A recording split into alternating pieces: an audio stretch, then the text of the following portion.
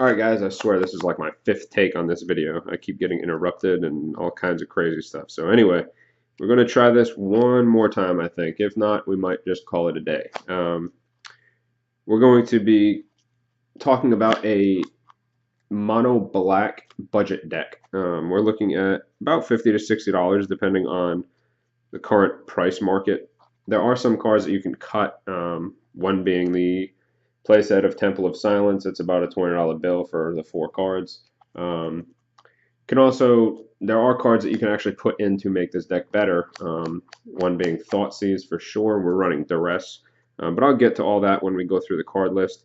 We'll start off with the basic lands. We're going to be looking at 17 basic swamps. Let's lay these out. It's not necessary to go through all the artwork and everything.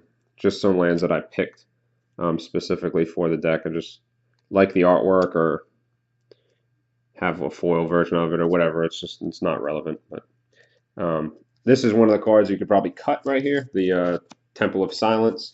It's basically just to smooth out your draws. You don't want to be drawing redundant spells and things like that unless you need a little redundancy. But Temple of Silence just basically to smooth out the draws. We're not actually using the white mana for any reason at all. So just basically smooth out your draws. That's a $20 bill. For those 4 cards, if you want to cut that, perfectly fine. The deck will run the same way. This is just to smooth out your draws. And then we have one Nykthos Shrine to Nyx. So again, not something that's absolutely necessary. Just let you pound out your hand a little bit quicker. Just based off of your devotion, it adds mana to your mana pool. So you basically just be able to get things out quicker. Again, it's not necessary, but it does absolutely help the deck run better. We're going to get into the creature base. We're going to be running 2 Tormented Heroes. So a little 1-drop, 2/1. Enters the battlefield tap, which is most of the time irrelevant because if you're on the play or on the draw, excuse me, the northern came out there. Tormented Hero is a great attacker for turn 2. We are going to be running 3 Painseers. It would have been 4 Painseers, but we decided to add another Gray Merchant in the top end. So just the 3 Painseers. Honestly, 1 Painseer, if it's not dealt with, can really get you a great advantage. By turn 5, you're drawing 2 cards, get you back, It's a budget deck, so it's not the best flowing deck that you're going to see in Standard right now, but for 50 or 60 bucks, man, I mean, it's playable. It's absolutely playable. I've actually play tested this several times. I've beaten Selesnya aggro. I've beaten Mono Red. It has a really hard time dealing with control, as you can probably figure out. Most aggro decks do, but this one in particular, it's just really susceptible to things like Supreme Verdict and things like that. So, but Painseer, if it's not dealt with, it can cause problems for the opponent. We are playing 2 Spiteful Return. So for those of you who don't know what this card does, or have never seen it before played in an actual Standard deck, it is a 1/1 for 2, so not great stats, but the bestow mechanic is really awesome on this card. So for 4 mana, you can bestow this on a creature that you already have in play. It comes in as an enchantment instead of a creature, so it gives your creature a little boost. It's going to give it +1/+1, but more importantly, when the enchanted creature attacks, or this creature attacks if you choose to play it as a creature, the defending player is going to lose 2 life. So you're essentially adding 3/3 to the creature, but it's kind of a pseudo 3/3. It's not buffing the creature that much, but it is hitting for 2 points of damage no matter what. So attack Painseer, make a Painseer a 3/3, swing with Painseer, and it lose 2. If there's no blocks, take 3. So it's a 5-point damage. It's a really undervalued card, I think. It's really good in this deck. It adds 1 devotion. I really like this card. And if it is cast on a creature as an aura or an enchantment, for those of you who've played in the past, an aura is now an enchantment that is attached to a creature. It actually becomes a creature. So if your creature dies that this is enchanted, then that card actually becomes a creature. So post Supreme Verdict, at least you still have a 1/1 swinging and pinging your opponent for 2 before damage is even resolved. Really, really awesome card right here, Herald of Torment. One casting, one colorless, 2 black. It's a 3/3 flyer. At the beginning of your upkeep, lose 1 life. Really awesome card for aggro. It also adds 2 devotion if you do have a Nykthos in play, or for the Gray Merchant. There are some actual devotion cards in here, so it is actually relevant. And bestow mechanic on this card is phenomenal. Turn 5, bestow Herald of Torment on Painseer or anything that's relevantly on the board. Really, really awesome card.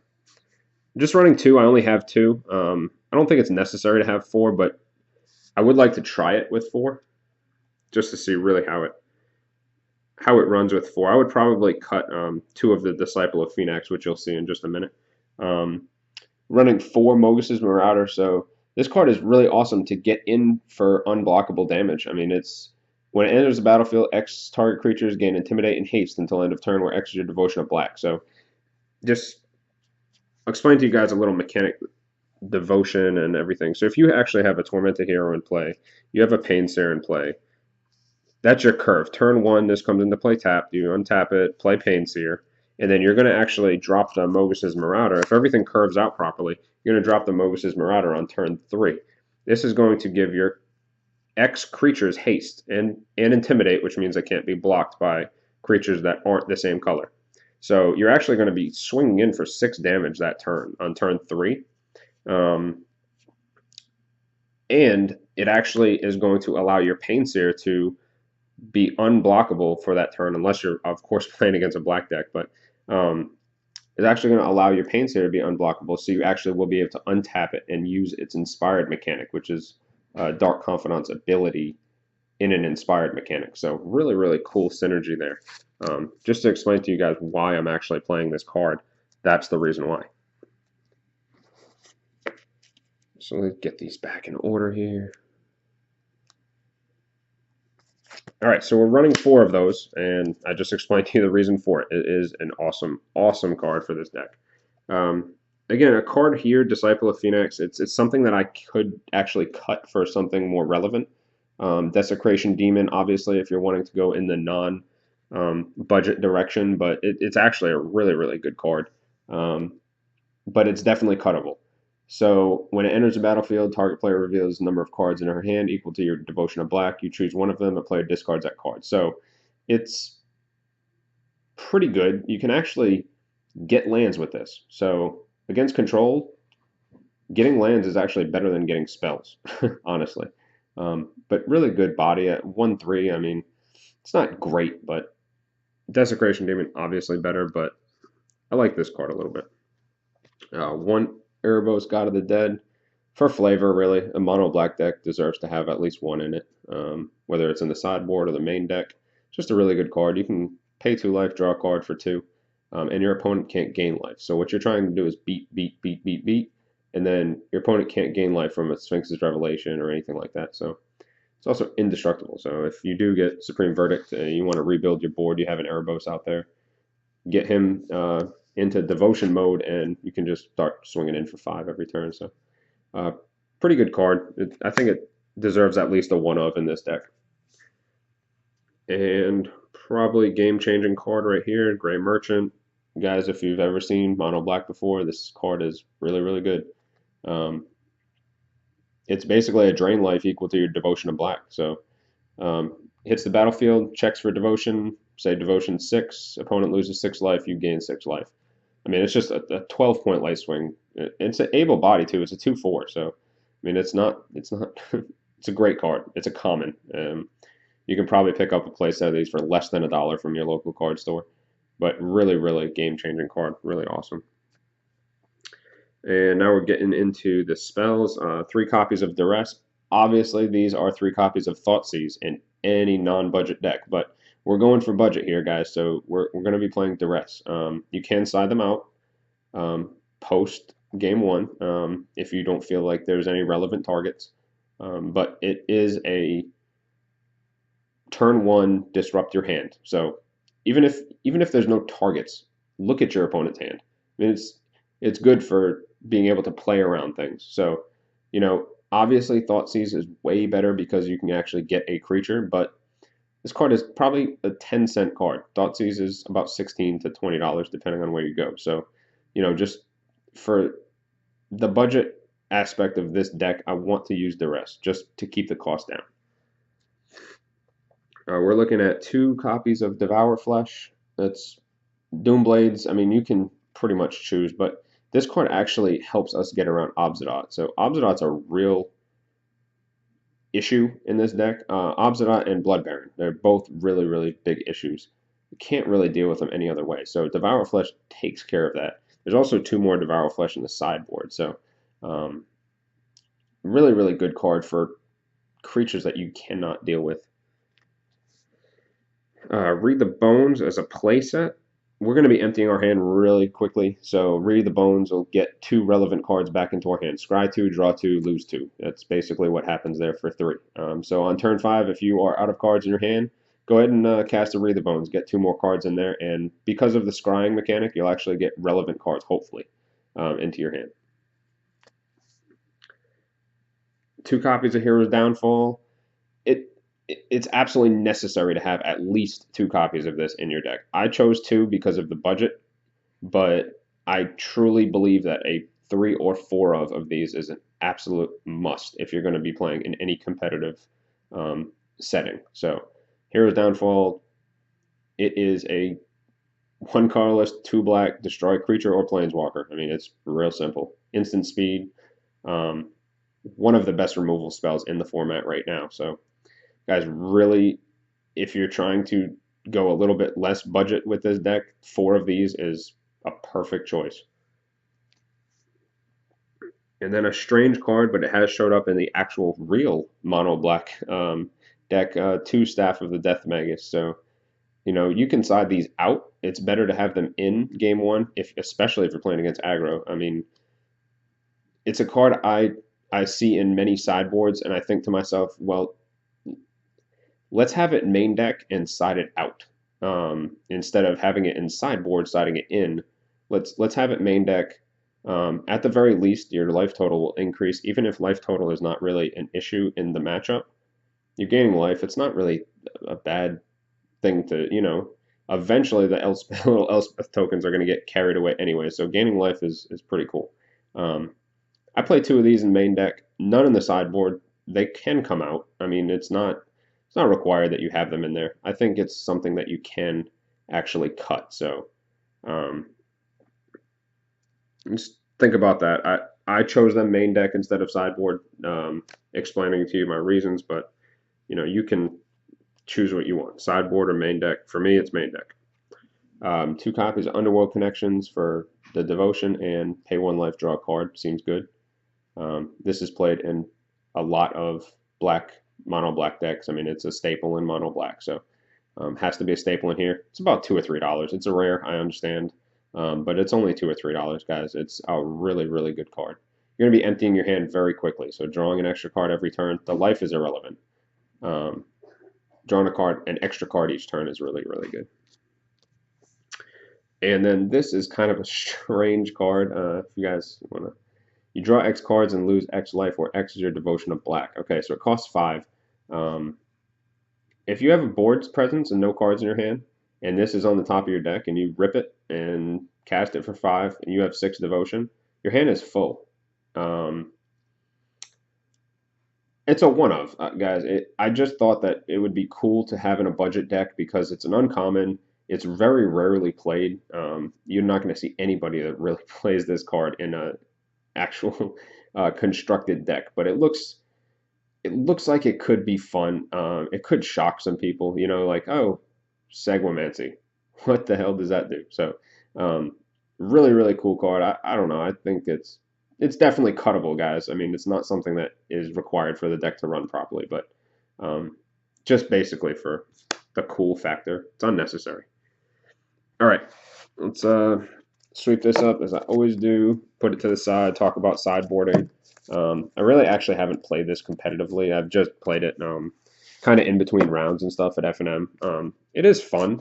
I don't think it gets there as much as mono black would. Um, but it's kind of a curveball deck. You know, you just throw it at somebody and they like, oh my God, what are all these cards? And I don't know which one to deal with because I don't know what's coming next. So it's pretty fun. All right, 2 copies, Dark Betrayal in the sideboard. It's for, you know, mirror matches, obviously. It's a pretty basic sideboard. We have 1 Drown in Sorrow. I only actually have 1 Drown in Sorrow, believe it or not. So this would be a 2 of in the sideboard. So you're going to see the sideboard is a little short because I'm missing cards. Again, same thing with the Bile Blight. Bile Blight would probably be a 3 of in the sideboard. So this card deals with Pack Rat effectively. It deals with mono green effectively. Getting rid of 2 or 3 Elvish Mystics can really slow somebody down. Card is just, it's really good. So 2, 2, and 3 brings us to 7. We have 3 Farika's Cure. So against other aggro decks, we're going to be bringing this in. Gaining us 2 life is actually relevant, and dealing 2 damage to a Burning Tree Emissary or something along those lines is also really good. Instant Speed is cool too.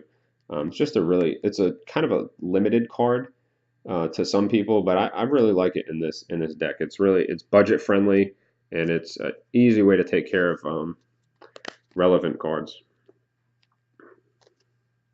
Like I said before, we have 2 Devour Flesh sideboard, 2 main deck, 2 sideboard. For the same reasons why I explained earlier. So we have 2, 2, 3, which is 7. We're going to get Farika's Cure as a 3 of, which is going to get us to 10. 2 Devour Flesh. We have an additional Duress in the sideboard. And that is actually it for the sideboard. This is all that I have come up with. I do have some Pack Rats I would think about maybe bringing in the sideboard as kind of a insurance policy. But I think what I'm trying to do is get away from the traditional mono black deck. I want something a little bit different, something where the mechanics are different. So I chose not to put Pack Rat in this video. Pack Rat's probably something that you want to play, but I like building things that are less traditional. So this is the budget mono black deck. So if you guys like it, leave me a like, send me a few comments below. I love to hear your guys' input on, you know, what you think is wrong with the deck, what things do you like about the deck, what you would do differently. I really like those types of comments. So just feel free to let me in on a little bit of your insight to this mono black budget deck. That's going to be it for this video. I actually am going to record one more video today. It's going to be an Azorius aggro budget. I don't really like spending a whole lot of money on these cards. I mean, I spend a little bit of money on them. I just more or less like doing budget things, little home brews and things like that. So my Azorius aggro deck is actually a lot of fun. Afara, God of Polis, Afara, God of what? Afara, God of, let's see, let's look at it. It's right on the side. Afara, God of Polis, yes, okay. So that is the actual the reason why I built the deck was because that card was actually released. So you'll see that next. I hope you enjoyed the video. Again, comment, like. You will get feedback from me because my channel is so damn small. I have plenty of time to respond to every and all comments that you guys post. So, all right, thanks again for watching.